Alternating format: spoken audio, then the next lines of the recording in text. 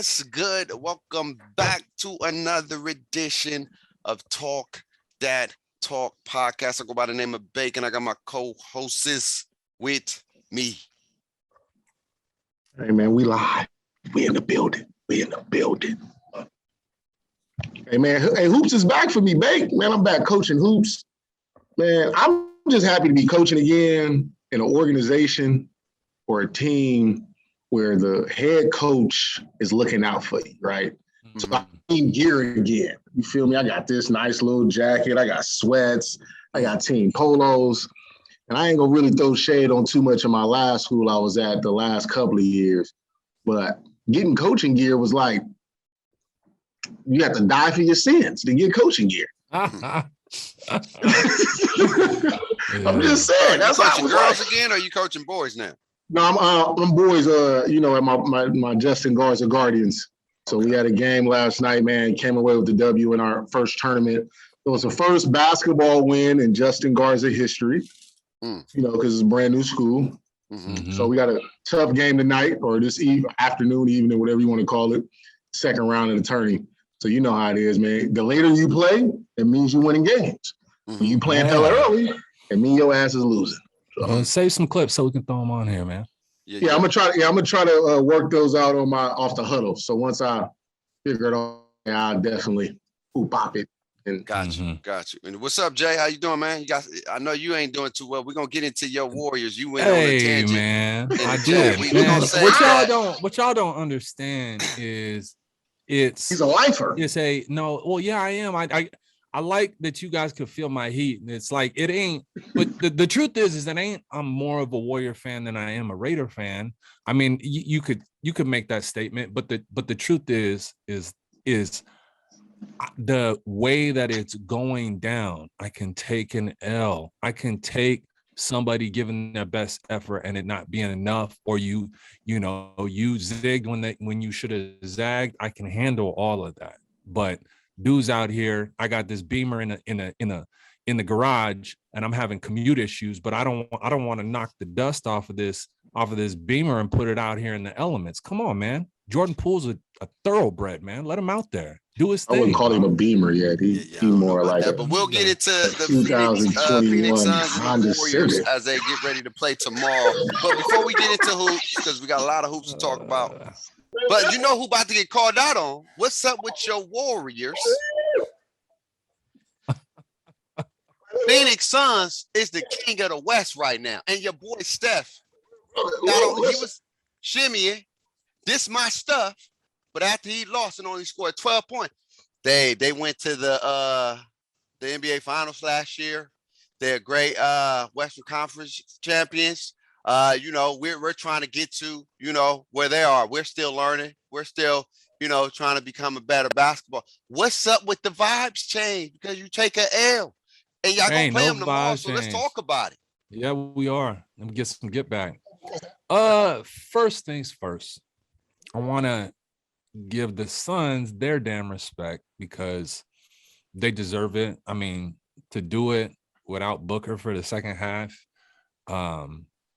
their weaknesses against Giannis, when I called them getting smacked for 4 games in a row, it was because very specifically I said, I don't think DeAndre Ayton's ready for any of this with Giannis.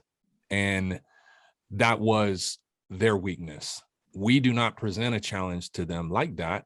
And our strength, matches up with their strength. So when Bridge is out there 6'8", giving first-class defense, and then they're schematically helping the helper, all of it's, playing into its role. And then DeAndre Ayton is exposing our lack of length in the middle. They are a team, but don't get it twisted. They're still little brother. And my criticisms go 100% to Steve Kerr. I've talked about, I don't like going after the coaching. I don't. And a loss, I can take a loss. I said this before the pod. I can take a loss. I'm looking at the precursor to the fact that Wiggins is never going to be the one to dig us out of a hole. I'm looking at they're trapping Steph. Steph is off. The same exact blueprint. A competitive game. Jordan Poole's out there balling. Steph is cold and they're trapping him, and he is not allowing Jordan Poole and Draymond Green to be out there. Okay, at this point, stop staggering the minutes. They're treating Steph a certain kind of way, and the only answer and the only counter is Jordan Poole. And you want to keep giving Wiggins the shine and then not even putting Poole in the game over Chioza? I don't even know who Chioza is. Who's that dude? Anyway, long story short, I'm actually glad it happened because it gives me more material. And I'm expecting Steph to come out on Friday. He's going to be exponentially better because I know his playbook. But I really need enough tape to happen so he realizes that we need Kuminga, we need Wiseman, we need them to be credible defenders in front of DeAndre Ayton. Get the Bielitsas out there. Hey, you've been cool. Hey, when you want to beat on bums, give your Bielitsa and your Otto Porters. But we're going to need Kuminga, we're going to need Wiseman, and we're going to need Jordan Poole. Come on, Kerr. Stop. I'm tired of messing with you, man. That's crazy because the same thing you get on reasons about Coach Vogel. You feel the same way about Steve Kerr. That is funny. No. Okay. Give me 20 seconds. Vogel does not have the ingredients, the groceries to make a counter move. That whole roster is offensive specialists and senior citizens. He don't have the political capital to say, Russ, playoff, we're going to move you to the bench. He doesn't have the power to make any of these decisions. Steve Kerr not only has the weapons, he has complete autonomy to do whatever he needs to do. So you can look at it on its surface and say, all things are created equal. It couldn't be farther from the truth. Okay, that's very interesting. But let me before you go, Reese, I want to talk about your Warriors. To have Steph Curry not have his best game and still being contentious to win that game, that says a lot about your team depth, and that says a lot that this is going to be a juggernaut match when y'all play each other, possibly in the playoffs. You never know. Maybe it's in the Western Conference, maybe it's in the second round. You never know, depending on seeding, how things play out. But what I do want to say about your man, Jordan Poole, I get why you're up, why you so at an all for Jordan Poole, because he has a lot of tangibilities to help you guys win a game. Did you watch the first half? You saw him getting buckets, right? Like he was just out there doing. Hold on, can I finish? Can I finish, man? Golly, bro, you always interrupting me, man. Golly, can I get my point off? You know what I'm saying? Yeah, go ahead. I get what you're saying, but in my opinion, and my boy said this, and I was thinking about this too. Jordan Poole can help and he can hurt you. He can help you win games, but he can also help you lose them. In my opinion, Jordan Poole is a little bit better than Jordan Clarkson. That's crazy that they both names start with Jordan. And what I mean by this is that they have the ability to go on scoring spurts where they can get buckets, get to the rim, create for themselves. And then they have the ability to take bad shots, bad timing shots that can get other players out of rhythm, shots that can give other team momentum. And so what I love about Jordan Poole is something that I also dislike about his game, is that sometimes he can help you win and sometimes he can help you lose. And I think that's why Steve Kerr sometimes take the ball out of his hands, because when it's in his hands, it can do a little bit more harm than good. Yes, he was hooping. He helped y'all out in the first half. Steph wasn't doing what Steph does, because Bridges may be one of the best defenders in this game, hands down. Yeah. 6'7", length, guard you all, don't matter. He can guard anybody. That's just my opinion. I truly feel that way. But Jordan Poole can also be a hindrance and a help. That's why I like Klay Thompson. I can't wait till y'all get Klay Thompson. And Jordan Poole is going to be really, really good as a six man. So he can play and does do that and not have much of a penalty. But when you have him in that starting lineup, yeah, he can go in spurts, but he can also get y'all in trouble taking bad, unnecessary threes. I hear you. But you can't perpetually put him in a Jordan Clarkson role because he's only in his third year. What I'm getting at here is that happened 2 times and we got away with wins. And then it happened when we lost against Memphis. It has not happened since then where he took consecutive bad shots that cost us the game. He's in his third year, so you got to allow him to grow into the shot selection, realize when those moments are happening, because Steph is 4 for 21 and they're trapping him at the same time. Now his mediocre shot is better than Chioza, Looney, Wiggins. For all the Wiggins do, he's a top-notch defender and he's a front runner. So he loves in there and come and kick you while you're down. Top-notch defender? Did you say top-notch? Top 10 all NBA. Like, dude, he's it. Like, but the thing is he's such a sometimer on offense. He's never the one when cheeks is tight to dig us out of anything. And I'm like, wow. But I'm not going to make this about Wiggins. What I'm saying is Jordan Poole will never know to grow out of that unless you put him in that position. And there's no time like now when you 18-3. Figure that stuff out. Don't wait till the playoffs and then say, sinking ship, we're down 3-1 in the playoffs. They got our number. All right, Jordan Poole, figure it out. Come on, man. All right. Woo. A lot being said there. So let me first off address the whole Jay and Koji. Gotta start there. I have, again, as I have said a million times, before these groceries, I didn't like Vogel with last year's groceries. I didn't like Vogel with the bubble groceries. Yeah, didn't like him then either. Because I can see that then he struggles with managing players and talent. Then he struggled with lineups and how to press buttons. Like for the simple, listen, I'm watching Skip and Shannon, and the report comes out that Vogel came out and he lit a fire underneath the team. Now I got to go back to Tristan Thompson. If you need a coach to light a fire because you playing like a bum in the first half, then you don't need to be on the goddamn basketball court. And on top of that, Vogel don't look like the person that I'm going to be that would have any true interest in me to light a fire in me. I'm looking Vogel, Frank. Go sit down. No, I'm not impressed. You ain't yelled at this. So you wait to game 20 against the Kings at halftime to light a fire underneath your team. Come on, Jay. That's a problem with me. That's a problem. So my question is do you think LBJ wanted a yes man for a coach?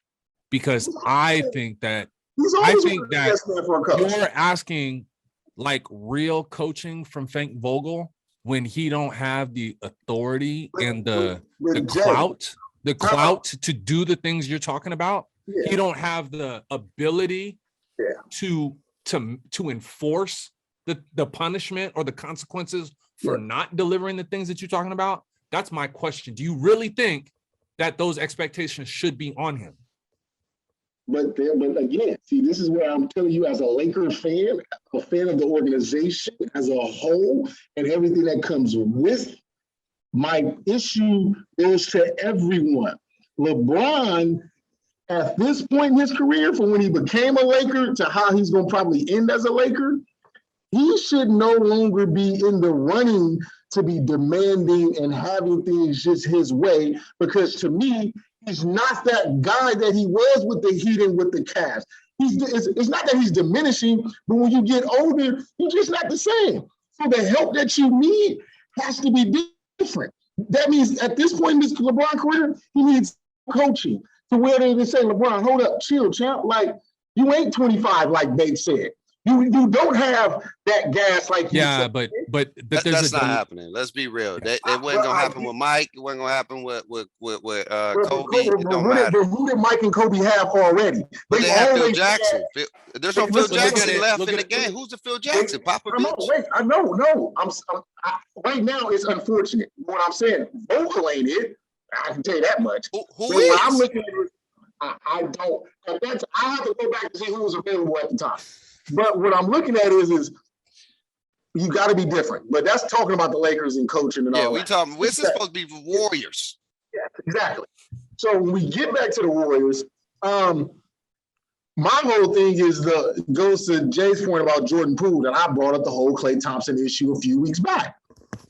How is Steve Kerr and or Jordan Poole going to be able to handle headband Klay coming back with a vengeance? because Headband Clay has a real strong demeanor that he's been being disrespected over the last 2 years. So with that, I believe it's a chance that Steve Kerr is going to lean towards Headband Clay and his vengeance run rather than going with Jay's opinion of, I got this young bull, let Clay figure it out. Let me ride this young bull, Clay, you're a vet, and you'll be right. But I believe, to Jay's credit, it's going to be a clash for a little bit. It ain't going to be long, maybe a week, maybe two. It's going to be a clash for a little bit to where Steve Kerr grabs his cojones and says, Clay, I'm going to play you. Jordan, I need you to play to figure it out. And if they don't do that, then the Warriors are going to be in some real trouble. Yes, you are right. But it will organically, I'll tell you exactly what's going to happen. He's going to ease Clay in. He's going to start him. He's going to give him all the love on the surface, and he's going to let Clay, but he's going to pull him early in the game, manage minutes, and he's going to put Jordan Poole on the bench, and he's going to let this try to play out organically. And the only if factor in the whole equation is if Clay is pre-injury Clay, if he graduates to that by the end of the playoffs, I'm all for it. I'm all with it. Clay is stamped, certified, throw him back in. My job on this podcast and as a fan, just being around the block, my only train of thought is prepare for the inevitability that he is not, especially on the defensive end. So I need to prepare Jordan Poole to be ready for the burden that comes when the Suns, if the Lakers get right, there's only let me tell you exactly who's on the list, who Jay is worried about in front of this championship. Giannis, KD, if the Nets can figure out the Kyrie contract, whether it's trading him or not, it's Anthony Davis, if the Lakers roster and they could get their act right. And then now DeAndre Ayton has proved that he is an issue as well. So it's KD, AD, and DeAndre Ayton and Giannis. No Denver Nuggets when they get Jamal Murray? No. Did you see Michael Porter Jr. and the $200 million that they gave him? Just had back surgery and he's out. They done messed up all of their done. Write them off. But Jay, like I said, I feel that you guys are going to win tomorrow because it's a difference when you're playing on a high when somebody gets hurt mid-game versus that same high when you probably got to start the game without and Steph mad, and it's in San Francisco. I can see how this game could turn into a 20-point blowout Warriors. If we don't win by 10, I'm not. If we don't win by 10 to 15, I'm not going to be happy at all. It should be. It should be a good game. But my thing is this: when Clay comes back, and if Clay is healthy, then you're gonna have Jordan Poole come off the bench. He's gonna be the sixth man. He's gonna be the guy that come in and just score and spurts. But I want him. Clay doesn't come back. You gotta understand. Y'all got depth. So Kuminga and Poole, like it depends on your rotation and who y'all got on the floor and how y'all maximizing that rotation with the players. Wiseman. I need 10 games from Wiseman, and by the time the trade deadline rolls around, if this dude ain't showing the promise in the timely manner, give me Miles Turner. He's the one trade in the NBA that I want, where I'm like, Miles Turner, come out here. He's 25. He's 7 feet, 40% from three, blocks, rebounds. Give me some Miles Turner. X factor. It's not Clay. It's not Jordan Poole. It's not Kuminga. It's not Moody Moses. There's none of that. It is Wiseman. Because Wiseman is the difference maker in the AD. Wiseman is the difference maker in the Giannis. He don't need to factor into Brooklyn because they ain't got nobody down there. If Wiseman can't get right, this Warriors ship is going to be it's going to be harder because the people they got to go through have somebody like that. But we have the flexibility. I wouldn't say that per se because he's right. He's right. No, because I'm not putting that pressure on. I'm not putting that pressure on Wiseman because again, a lot of times I would say this. A lot of times these big men, only besides Giannis, because you're starting to see it now. But a lot of these big men play to their team of competition where they rely heavily on jump shots and playing from the perimeter. So they do more harm than they actually do good. We see Anthony Davis settle so many times on short players, a lot of times on shorter guards. He would take a jump shot on a guard instead of doing what You're Giannis is right. starting to do more, which is pound you in the paint. Aiden But have times where, yeah, he gets in the post, he does his thing, but then he settles for long jump shots, long hook shots, and things like you that. are So right. I think But with the Warriors' strength can be the Achilles heels to other teams, because when the Warriors are hitting, then you have to change how you play. Because if they are hitting threes and you missing, and then you get a 2 and then they get another 3, now you down 4 points. So now I got to catch up. Now, if the Warriors on from the 3-point line is when they're doing well, but it's when they're not. I'm not putting that pressure on Wiseman yet. He's only a sophomore in this league. but we He's need coming a off an injury. presence. I'm not If doing you that. don't have a credible presence, not a superstar, a credible presence, then it is open season. And I've seen AD's back against the wall, peer pressured by LeBron in the bubble. And that's what got them through, is when it says, all right, time to big brother these little bros out here. And there again, Giannis, AD, and even KD can still get in there and control the paint when he really wants to. And now DeAndre Ayton. What I saw yesterday was was Draymond Green, as admirable as he is, he can't handle DeAndre Ayton by himself. He can't be the only line of defense. And yeah, we'll see. We're gonna see, man. We got the Suns and the not the Suns and the Lakers, but Lakers and Clippers tomorrow, and then the Suns and the Warriors. I got my popcorn ready. But what happens if the Warriors lose again? That would be something to think about. Anyway, y'all let us know in the comments below what y'all think about the picks. Let us know on the topics we talked about. Stay safe, take care of yourself, mask up, get vaccinated, and put a mask on regardless. And always remember to talk, Dat Talk. We love y'all. We see y'all next week.